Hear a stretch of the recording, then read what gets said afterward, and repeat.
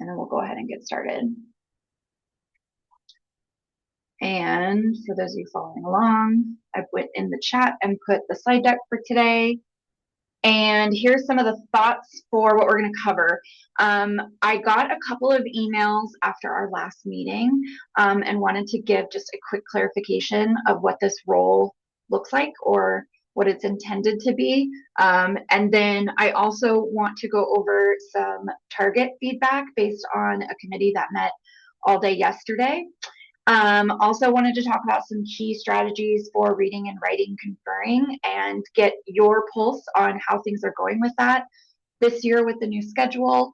And then also kind of talking about some strategies or ideas that you guys have put in place in your buildings to try and help build both reading stamina, but also just a community of readers. And then as we end, I'll try and kind of go back and talk a little bit about some instructional best practices that I think we're hoping to see in your classrooms and that you should be hopefully modeling for the other department members. But again, that kind of comes back to role clarification as well. So we'll start with the role clarification. And again, the strategy pieces too. Oh, good. We've got more people joining in. That's great. Okay, so role clarification. So the idea of a lit leader is more on instructional leadership, professional development, supporting best practices in your classroom, mainly in your own classroom. If you have department members that are receptive to you going and sharing information at department meetings and or having them come into your classroom and seeing some of the things that you're doing, great, but it's not necessarily a department lead role. Most of the time, well, I mean, we don't have department leads at the middle school level. Some buildings have them, but for the most part, it's not necessarily a middle school thing that we do. So it's less about kind of, what's the word I'm looking for? It's less about logistics and department planning and more about curriculum and pedagogy and things that you're doing in your classroom so that we can share together as a group and then share out at our own respective buildings. So last week or last month when we were talking, we were looking at STAR data and talking about different ways to use that data to change some of the things we might be doing in our classroom, specifically looking at grouping students. And today we're going to kind of continue that conversation with conferring. But that's kind of some of the ideas is focusing in on some of the things that were highlighted at the end of last year for this year's focus, but then also based on some of the data that we're seeing, how that kind of affects what we're thinking about doing in the classroom. So areas of focus from last year that were highlighted were everybody seemed last year to be doing the CER paragraphs in multiple subject areas and building wide. So we're going to kind of hopefully continue that. And I'd like to point out that our writing data shows that we need to work on doing summarization, especially of nonfiction. And even though I know the CER paragraphs aren't summarization, I still think that it's a good skill for our kids to see in different classes. So that's still something we want to keep going. And then just writing in general, I brought up last time interactive notebooks and or if you call them readers or writers notebooks in your classroom as per kind of our units of study training. Great. Some buildings call them interactive notebooks to kind of align with AVID and what the students might be doing in their science or social sciences classrooms. So we want to make sure we're attempting to do that. And then accountable student talk was another one that we were trying to focus on across all content areas. I think a lot of teachers that came to the AVID leadership chose collaboration or student talk as their area of focus for AVID for this year. So again, that student talk, collaboration, interactive notebooks, and then like the CER paragraphs are kind of the things that we're really focusing on district-wide. So role clarification on that, that's just kind of some of the things we're thinking. Yesterday, we had a full day PD with some of our material selection committee members and a few additional teachers to look at our BSD targets with a materials selection, or AKA adoption. This is a part of the process that we go through and look at any of the ODE standards and the BSD targets. We sent out a survey recently asking all language arts teachers and ELD teachers to give us an idea on how they felt about our BSD targets, if they were manageable, if they were transferable, if you felt like your workload was okay with the amount of targets. So anyways, they did come up with a decision. It was a voting group. So they did come up with some ideas for how we're going to move forward with our targets. I don't have the finished product yet to share with you guys today, since that was something that just took place yesterday. So be on the lookout for an email soon with a draft of those targets for you guys to give your feedback, and then also potentially share with your department, if at all possible, via email or something, because they haven't been decided on at all yet, and your feedback's going to be very helpful. I will say we collated some of the standards, so we no longer have 10 standards, we have fewer standards. And so I'm interested to see what your guys' thoughts are on that.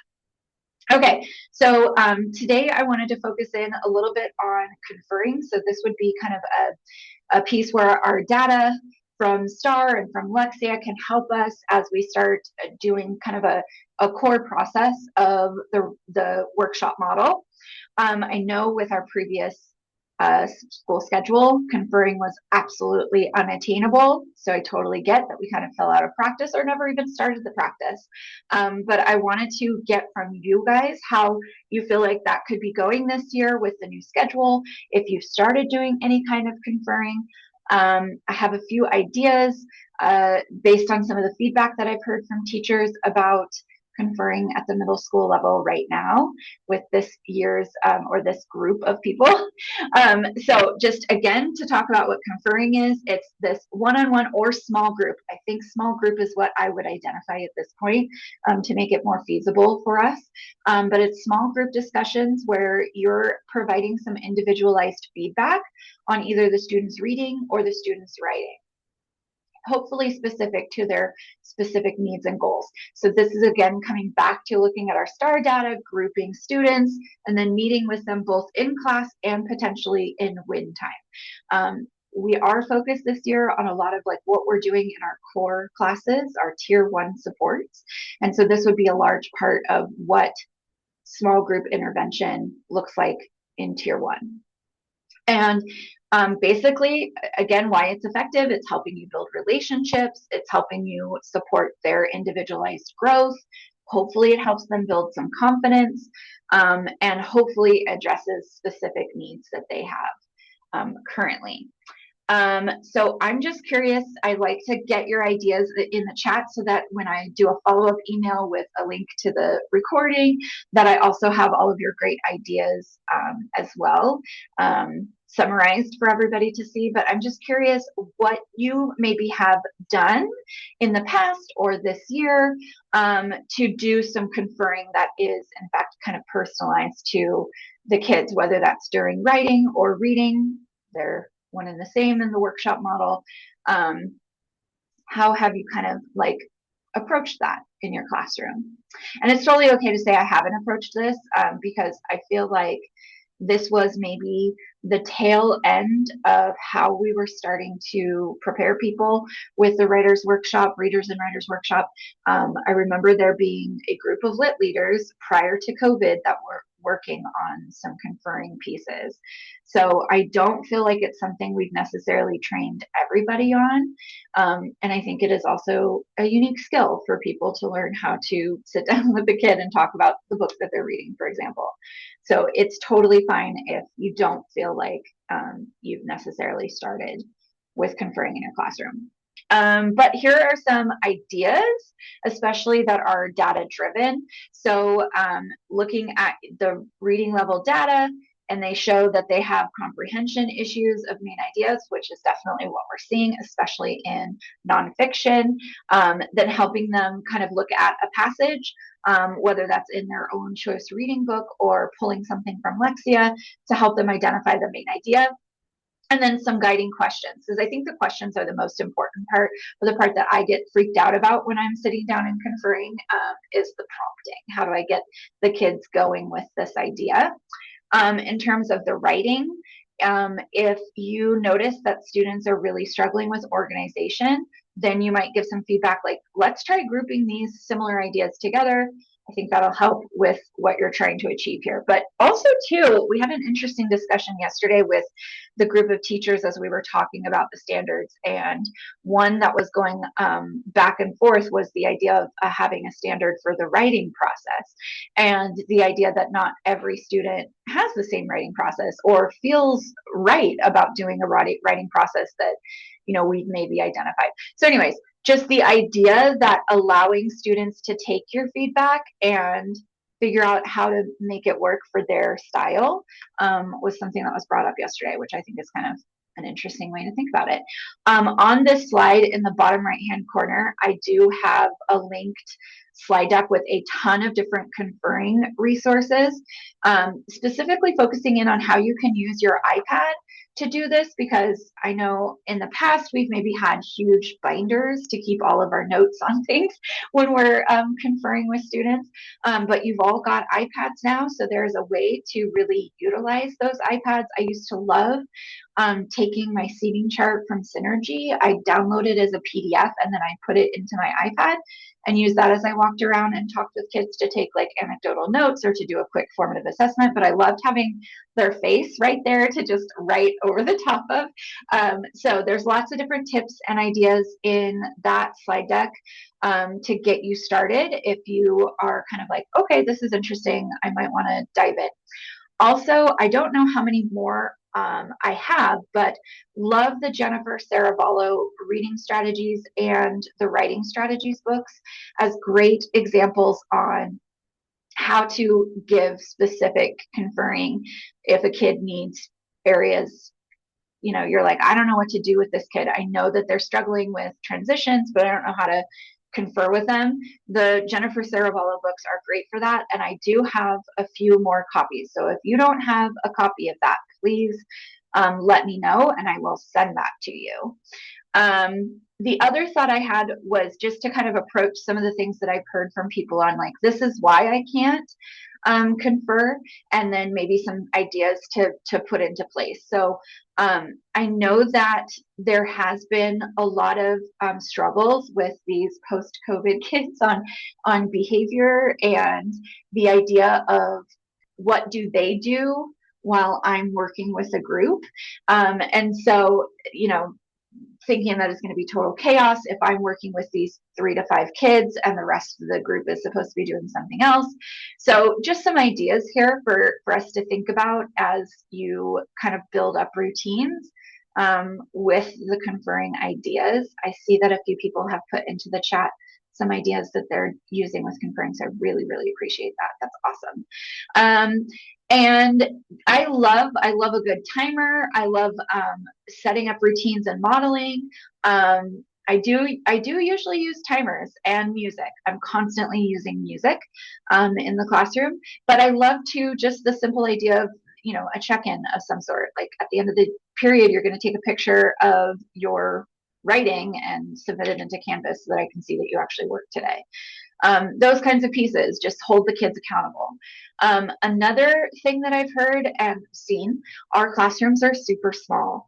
Unless you're in maybe a newer building, it's really, really hard for you to find enough room to be able to even have like a space to do small group work. So just if you're having any like worries about it or concerns, I have some ideas, but I also know that there's a few people here at the district office that really specialize in like classroom design and thinking about different ways to utilize the space that you have.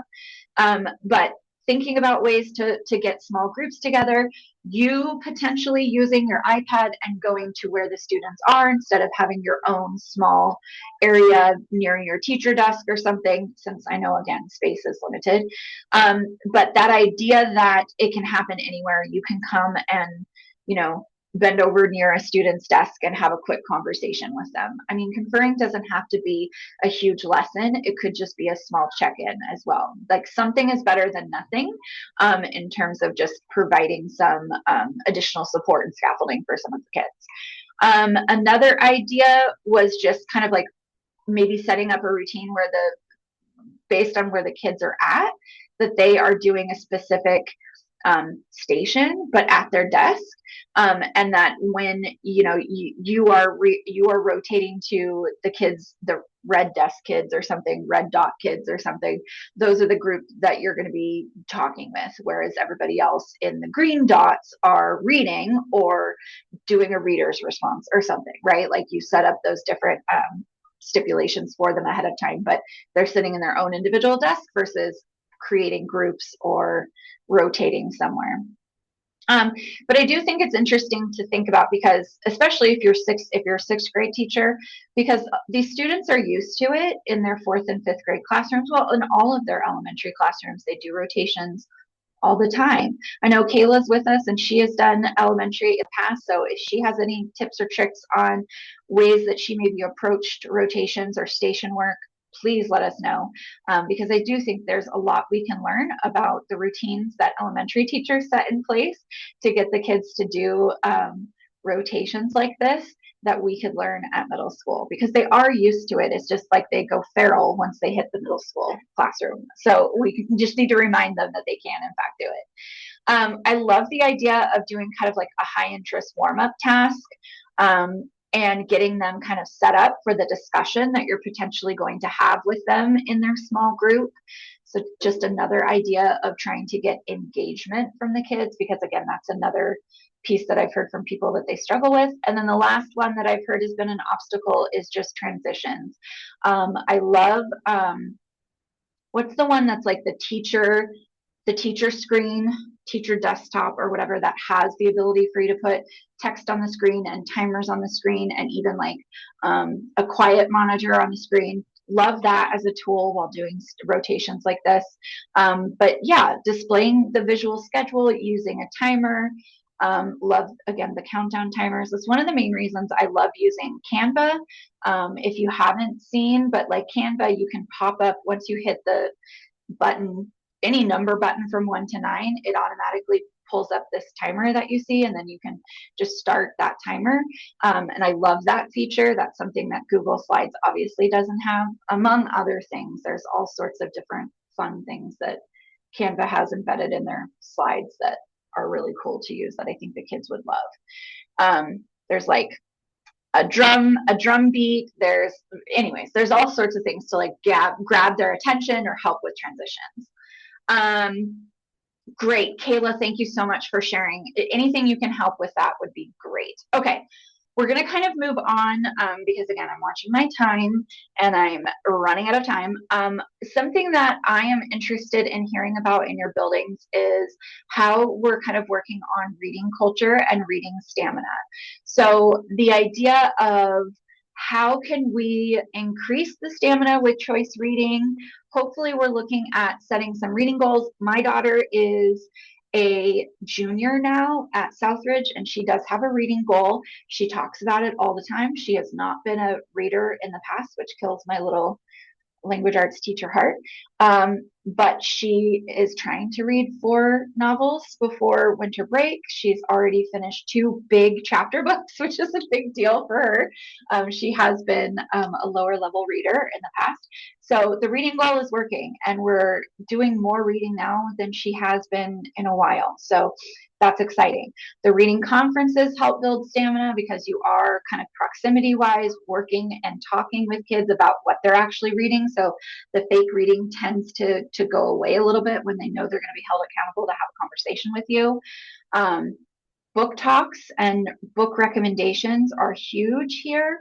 So any kind of strategies you have with how you do book talks in your classroom or find the time to do book talks, whether you are giving the book talks or the kids are giving the book talks. Again, the speaking and listening target, thinking about the work that was happening yesterday, was very adamant by our ELD teachers that we continue to have a speaking and listening target and work on having our kids speaking in the class. So the oracy component is huge, as we've talked about before. So having students give book talks and recommendations is also a huge piece of this. So yeah, I'm just curious from your perspective, what are some ideas that you guys have been doing in your building for school-wide reading initiatives? I know sometimes when I pop into a building, I see that people have, the laminated book piece that's out by their door. What is, Mrs. Carter reading today? And then you have your current book listed outside your door. Just things like that. Like, how are we making sure that the kids are getting maybe daily reading time, enjoying their choice reading? I think I'm hopeful that with the materials selection, we continue to have classroom libraries. It's front and center in my mind that we'll continue to do that, but I'm just one voting member. I don't have any sway over it, but it is seems like from both the student survey information and the teacher survey information that our classroom libraries was one of the best ways or best things that came out of the last adoption back in whenever it was, 2018, 2016, something like that. So my hope is that the classroom libraries continue, and not only that they continue, but we get a whole new restock of new books. So that is something that we will be talking about as lit leaders too, as we keep going through the material selection process, because that hasn't been decided yet, but I imagine that we'll have to do some classroom library cleanouts, book giveaways, stuff like that, as we get further into the year this year. All right, so to wrap up everything, some things that I would love for you guys to think about in your own classroom. Basically, again, how are you using data to group students? Whether you're doing that grouping in win time, great, but then also how are you potentially doing it for tier 1 supports with your students? So in the core, how are you using data to group students? I really think at this time, small group conferring instead of attempting the one-to-one is going to be easier for you to maintain just in terms of workload and trying to get to more students at a time. So again, going back to how are we grouping students, small group is going to be easier for conferring. So think about those groupings.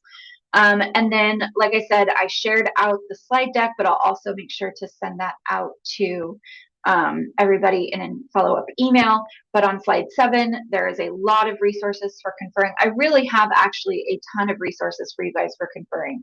But I do want to hear back from you, like, what do you need?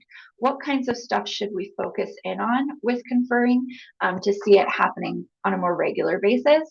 And then, also just adjust your pacing. Like, I know we feel a heavy weight on our shoulders to try and get through all sorts of units and all sorts of standards. We have more standards than probably anybody else. And obviously in a language arts classroom, we're doing more than just one content area with reading and writing and speaking and listening. So I get that. So if you have to adjust your pacing to meet the needs of your students and to be able to confirm, do it. I will continue to give that message to my boss, who then would hopefully return it to your administrators. But we do not necessarily need to all the time get to a certain place at a certain time. You've got to meet the needs of where your kids are at. So yeah, I'm just kind of curious, based on some of the talk we've had today, what are some ideas that you have for maybe making some data-based decisions for your students moving forward? And then I guess the last piece, as we move forward to thinking about your place in your building and what does it mean to be a lit leader. So again, we're talking about data-driven decisions, hopefully in response to conferring. We're talking about building reading culture. We're talking about applying some instructional best practices in our classrooms. So thinking about the strategies we talked about today, thinking about the strategies we talked about in October, just a couple weeks ago, What are some things that you might adjust in your classroom, make sure that you're doing so that other team members, department team members see you doing those things. Think about if there's any way to introduce those strategies to your departments. I know I've gotten some emails and feedback from lit leaders already that maybe it's not feasible right now to bring anything back to people in their department, and that's fine. I don't want to put anyone in an uncomfortable situation. So if it's just you focusing on things in your classroom, A-okay with me. That's fine. Another thing to think about is the interactive notebooks, aka readers and writers journals. Are you already using those? If not, can you think about some ways to potentially implement them?